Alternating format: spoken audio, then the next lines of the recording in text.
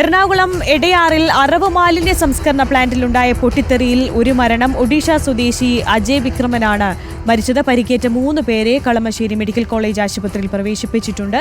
ഇന്നലെ രാത്രി 11 മണിയോടെയായിരുന്നു അപകടം. സെഫ്നിസ അലിയാറാണ് വിശദാംശങ്ങളുമായി ചേരുന്നത്. സെഫ്നിസ, ഈ അപകടം എങ്ങനെയാണ് ഉണ്ടായത്? ഈ പരിക്കേറ്റ 3 പേരുടെ ആരോഗ്യനില നിലവിൽ എത്തരത്തിലാണ്?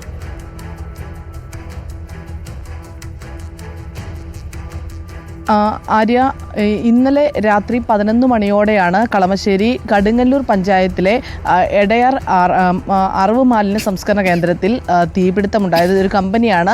ഈ കമ്പനിയിൽ രാത്രി 11 മണിയോടെ തീപിടുത്തമുണ്ടായി. അവിടെ ഉണ്ടായിരുന്ന ജീവനക്കാർക്ക് പൊള്ളലേറ്റു. ഇതിൽ ഒരാൾ മരിച്ചു.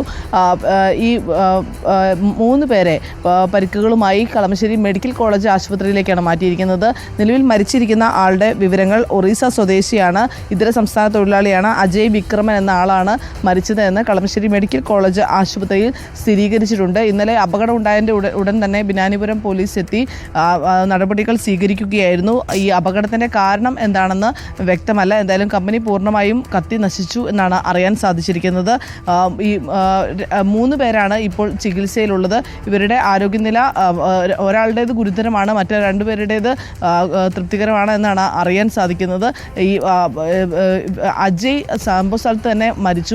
കാരണം 90% പൊള്ളലേറ്റിരുന്നു. ഈ അജയ് അവിടെ തന്നെ മരിച്ചു. പിന്നീട് കളമശ്ശേരി മെഡിക്കൽ കോളേജിലേക്ക് മൃതദേഹം കൊണ്ടുപോയി അവിടെ മരണം സ്ഥിരീകരിക്കുകയായിരുന്നു. ഇന്നലെ രാത്രിയാണ് അപകടം ഉണ്ടായത്. പക്ഷേ ഈ അപകടത്തിൻ്റെ കാരണം എന്താണെന്നുള്ള അടക്കം ഇനി വരുന്ന മണിക്കൂറുകളിലേ വ്യക്തമാവുകയുള്ളൂ. ആര്യ.